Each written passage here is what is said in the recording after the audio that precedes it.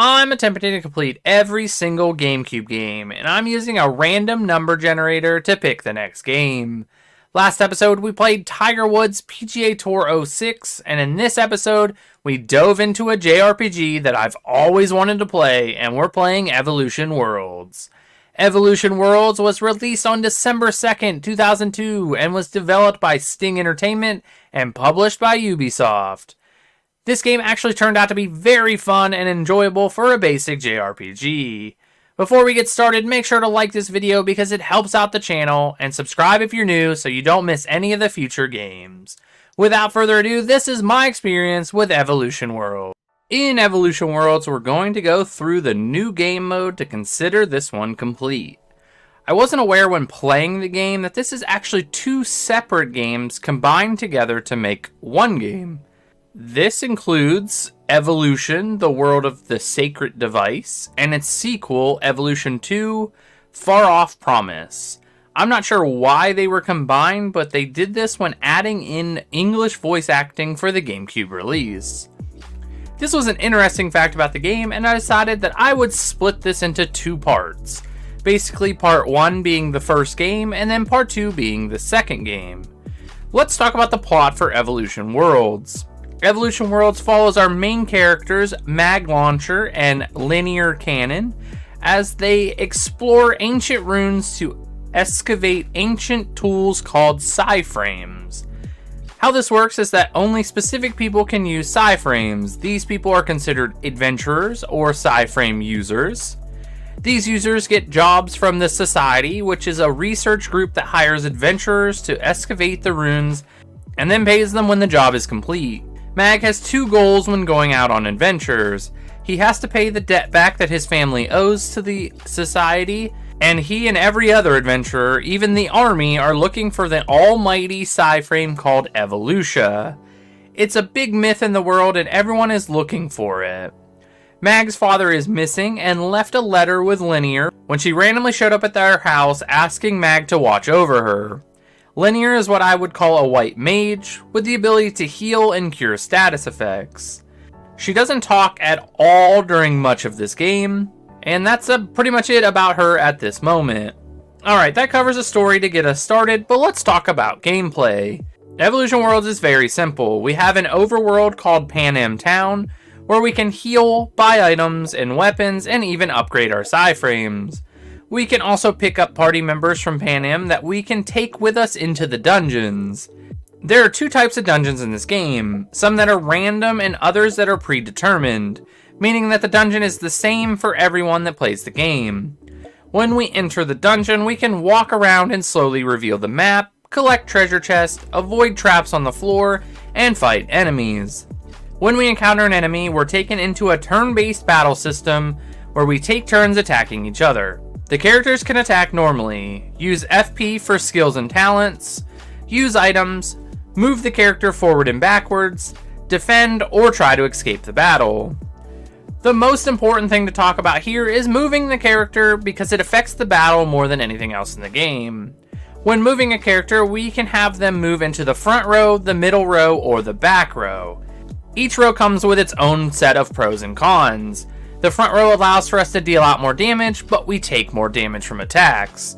The middle row is balanced for attack and defense, and the back row takes less damage and deals less damage, so it makes sense to plan where you want each character to be at based on their stats and skills. Our party and the enemies can move characters around using skills, talents, or items, so we can draw an enemy with high defensive stats to the front, and then we can do more damage to them to end the fight. It usually doesn't get to be that bad, but if you're struggling with an enemy, it's probably best to bring them forward for some additional damage, or moving them back so they don't dish out as much damage. Alright, that covers the basics of the game, so let's move into our experience with Evolution Worlds. The game opens with us going through a basic dungeon to show us how to play the game. We're looking for a treasure for the Society, so we're just making our way through the area. This is what I would consider the tutorial of the game. After completing the dungeon, we make it to the end, and we actually find the treasure we're looking for. But in the process, we set off some lasers, and we have to move back from it. This allows for our rival adventurer Chain Gun to fly in on her jetpack and take the treasure for herself. She runs her mouth about us for a while. She's what I would call very confident about her abilities. She is recruitable for future missions and uses a jetpack missile frame that doesn't do much damage to individual targets, but her skills can cause a lot of damage to all the enemies on the other side of the battlefield.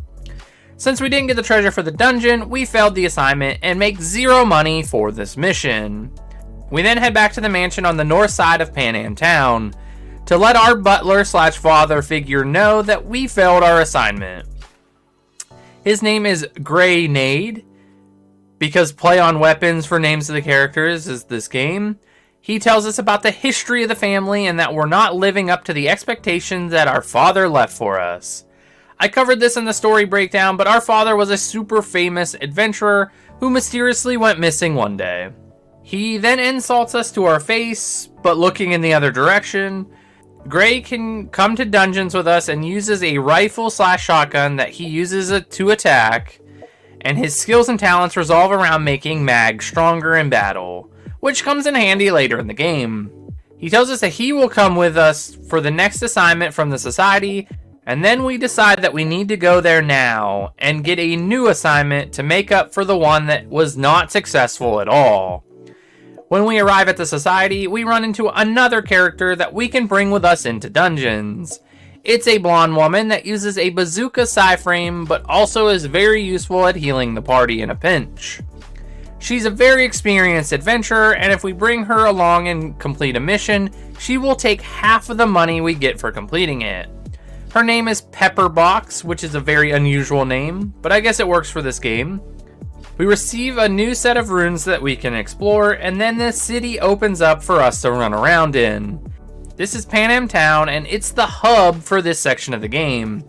There is a shop we can buy items for in battle, and also new equipment to upgrade our character's stats in battle. Pretty standard JRPG stuff. We can also find all the possible members of the team that we can bring with us, and switch them out with whoever you want to bring along. You always keep Mag in the party since he's the main character of the game, and Linear because we need to protect her at all times. This leaves one spot open on the team, and we can pick any of the other 3 characters to complete their team. When we're ready to go to the runes, we take our family seaplane to fly ourselves there. I don't think these runes have a name, but some of the other ones have names attached to them later in the game. I decided to bring Gray with us at this point because I wanted to earn as much money as possible to buy some equipment from the shop. When navigating through the dungeons in the game, we have to find the steps that lead to the next floor of the dungeon. Sometimes they're right next to the beginning of the dungeon, and sometimes they're as far from the beginning as possible. I won't go too much into detail with the dungeons, because after the first floor they look the same until we finish the dungeon. Most of the dungeons just look like rocks everywhere anyways, so they're pretty boring as well. I like the game, but the level design for the dungeons ends up being a bit boring.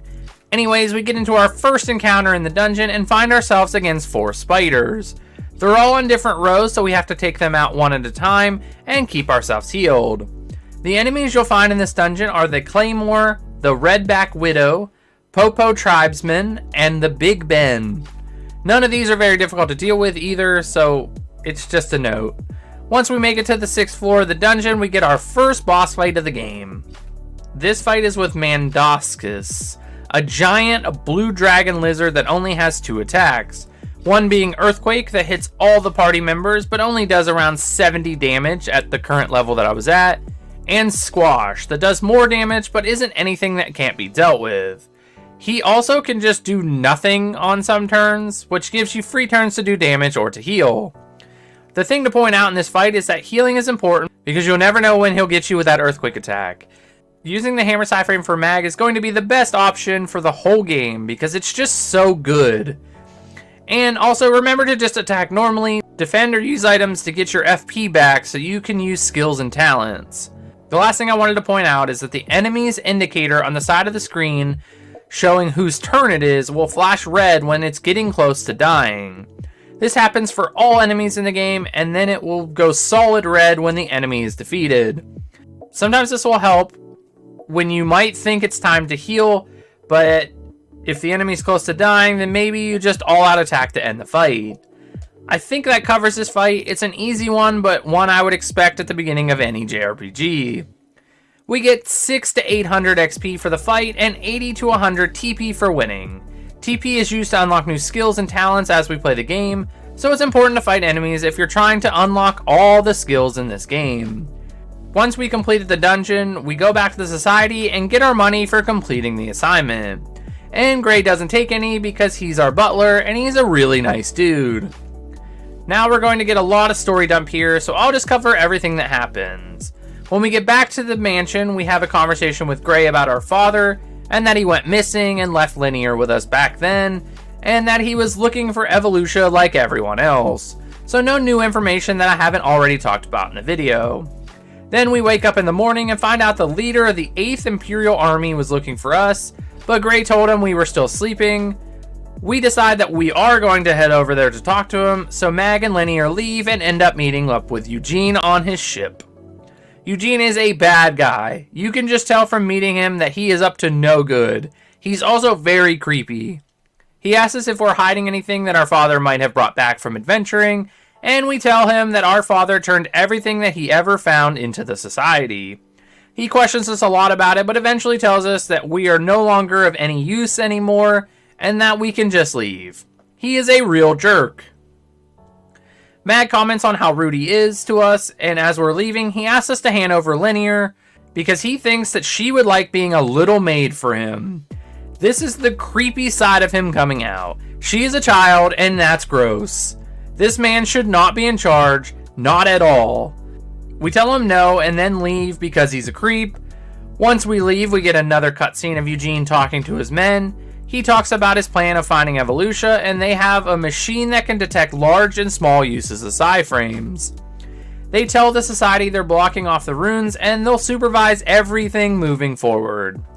Eugene then makes another creepy comment about Linear, and it comes back to Mag and Gray talking about her as she stands outside playing the ocarina, of all things.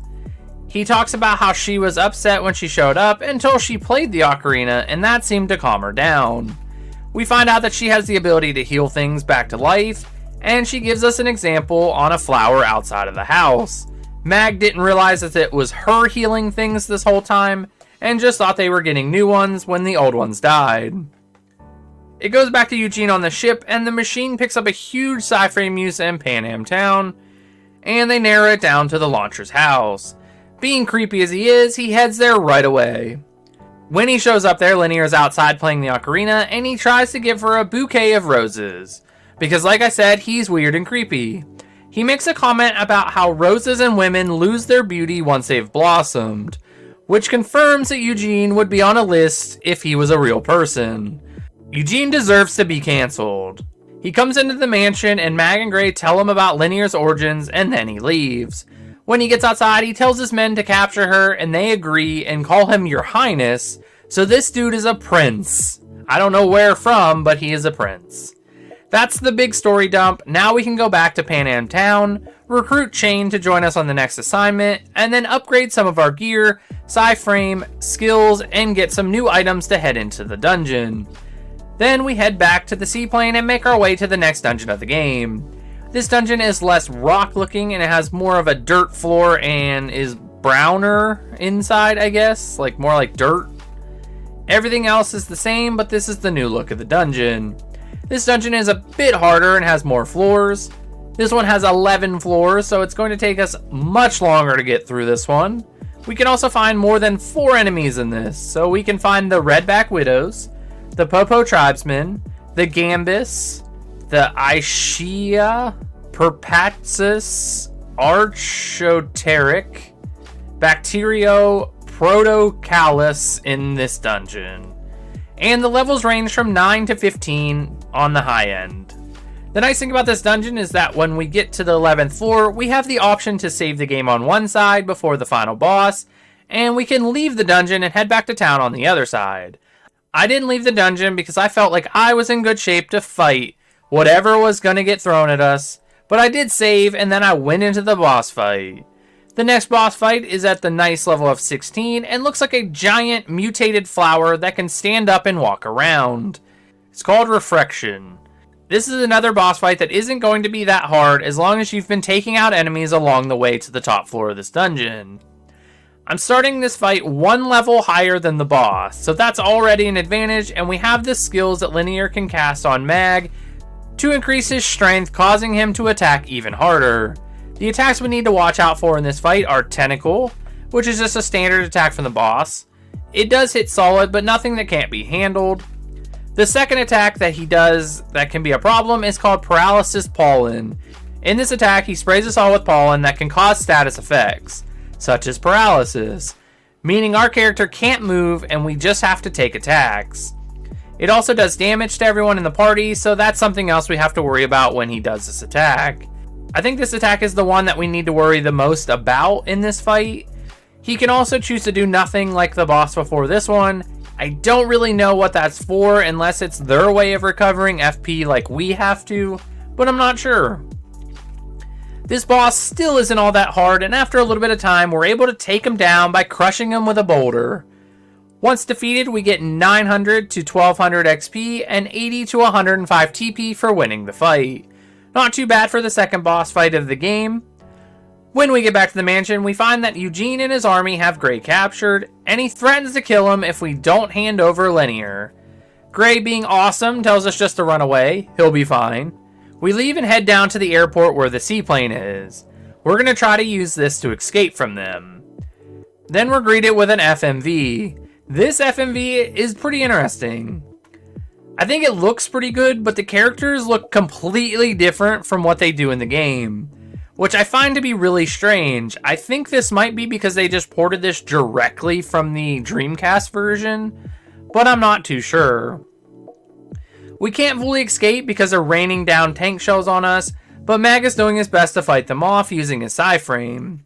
But sadly, we can't do enough, and finally we have a bunch of shells land around us, and we pass out. When we wake back up, we're in our room, and Gray is there to tell us that they took Linear, and we decide that we're going to go save her before the army can leave. Pepper and Jane show up and say they don't agree with what they're doing, and that they will come with us to save her. So we have a full team that we can take to try and save her. We get down to the seaplane, and we're ready to go after her. It switches over to a cutscene where Eugene has Linear, and he tells her she needs to help him. Then he tells her that she is Evolutia, the ultimate weapon. That's the big reveal for this section, is that she is the Psy-frame that everyone has been looking for all these years. Then we get another FMV of us flying and avoiding shots from the army ship. It's a good one, but then we're able to finally land on the ship and move on to the next dungeon. Before that, we get to pick what team we want to bring with us, so I decided to pick Chain and Pepper because they're Psy-frame users and have more skills that can help us out in the next parts. This is the next dungeon now. It's called the 8th Imperial Army Ship, and we can encounter 4 different enemies in the area. The Infantry Soldier, Heavy Firearms Soldier, Rifle Soldier, and the Bomb Soldiers. Ranging from level 13 to level 16, there is only 4 soldiers in this section, so it's not that difficult to take them out. Once we get so far into the ship, we get to fight a mini-boss called the PKW-3, which is just a massive tank at level 18. I'm still a bit over-leveled at this point. The tank has 3 attacks that it will use during the fight. Charge Up, which leads to an attack called Fire, which does decent damage to everyone in the party. It's not that bad and you can prepare for it because of the turn it takes before attacking. Smash is the next attack it will use, where it slowly drives up to you and smashes you with the tank. I would think that this would do massive damage because the tank is being dropped on you, but it really doesn't do that much and isn't anything to worry about. Its last attack is called Machine Gun, but in the whole fight with PKW-3, it didn't use it, so I don't really know what that's all about. Anyways, this fight is no problem and we take it out, gaining 640 to 800 experience and 161 to 205 TP for that fight, which is rather high compared to everything else we have fought up to this point. After navigating through the rest of the ship, we come to the control room or throne room of the ship, and Eugene is sitting there waiting for us. He tells us that Linear has joined them and we should just leave. Mag tells him that he knows that she would never join him and that he demands that Eugene tells us where she is. He doesn't, and then we have to fight him for the first boss fight with him. This version of him is very easy and isn't anything to worry about. Eugene is level 19 in this fight and has a basic attack that he does with his sword. That, no joke, does 10 damage to our party at the same level. He also uses the attack Sternimhofen, and if I messed that up, I'm sorry.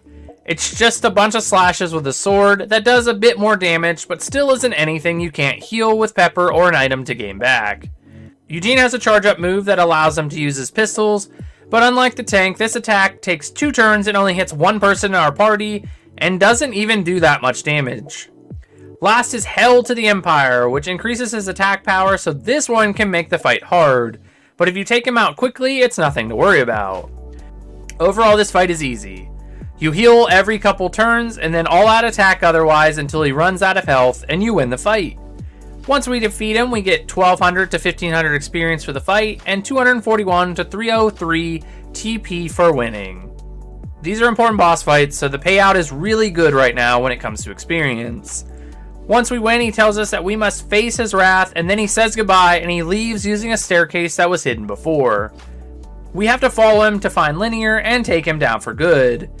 We catch up with Eugene on a bridge that's part of the ship, and he tells Mag about how his father found Evolutia and that it's linear, and that he was also surprised that it could be a living thing. Then he says with her power, people can become gods. Mag is confused but doesn't care about that.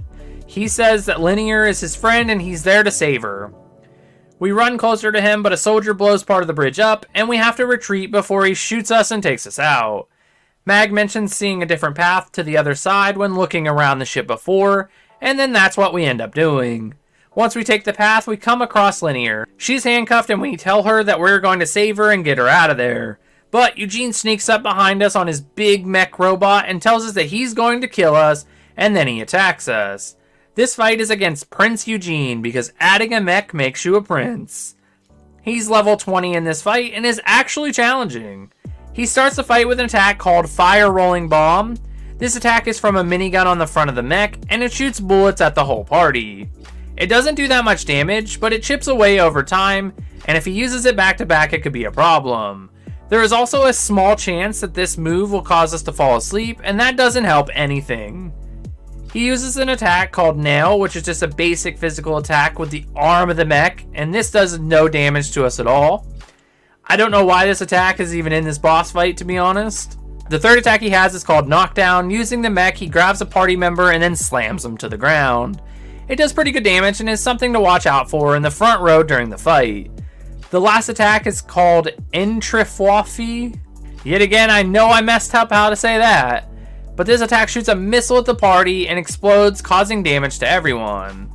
I actually had Pepper knocked out after this attack during the end of the fight, and I was worried I wasn't going to be able to win. I decided to approach this fight with Pepper healing the party because she would miss a lot of her attacks early in the fight, and then just having Chain and Mag attack using blade and hammer skills to do massive damage. If we didn't have FP to use skills, then we would just attack normally. If it ever got too bad, I would use an item and heal the whole party to stay safe. Towards the end of the fight, I was out of items, I wasn't able to heal, and I was struggling, but I got lucky. I was able to hit some massive attacks to get him into flashing red health, and then he decided to use Knockdown on Pepper, putting her in really low health, and then used Nail on Mag, putting him in low health, but didn't bother to take either one of them out, so I was able to attack with my whole party, and Chain got the final attack to win the fight. The mech explodes, and we're given 1600 to 2000 XP, and 404 to 505 TP for the fight. Once we come out of the battlefield, we get a cutscene where the party says that we have to leave. Mag tells them to leave ahead of him. He has to untie Linear, and then they will make their way out of the ship. We then get to play with him again and run out of the ship. Once we get outside of the ship, we get another cutscene where we're about to get on a lifeboat, and then Mag gets shot in the back by who else but Eugene. He's still alive, and he seems perfectly fine. He goes on to talk about how powerful Evolutia will make him, and then he notices Linear and tries to get her to come on the boat with him. When she refuses, he pulls out a gun and counts down, basically telling her to get on the boat or he's going to shoot her. When he gets to 3, Mag's Psy-Frame hand comes out and slaps Eugene off the boat. Mag asks Linear if she's okay, and then he tells her not to worry, because nothing he could have done to him would hurt him. And then he passes back out and Linear embraces him. The army ship begins to explode and it switches to an FMV. In this FMV, it shows that the plane got off the ship with Gray, Chain, and Pepper inside. They're circling the fiery remains of the ship in the ocean, thinking the worst thing happened to both Mag and Linear. Out of the fire, giant gold wings appear and blow all the smoke and fire away. It's Linear holding Mag in her wings, as our party, Eugene, and the army all look on. Mag wakes up and notices that she saved them. She finally talks and asks him if he's okay, which he responds with a thumbs up, and then they embrace. Gray catches them on the seaplane before they fall into the ocean, and the screen turns into a monument from the beginning of the game, and then fades to black. Then it comes back from black, and there is a figure in a cutscene floating in the darkness, with just this little bit of light on it. Its eyes open red, and it just says Linear, and it fades back to black. That's where I'm going to end part 1, because that's actually the end of the first game, and everything else will be the sequel. If you made it this far, make sure to subscribe for part 2, like the video, and share with a friend. Thank you, and we'll see you in the next one.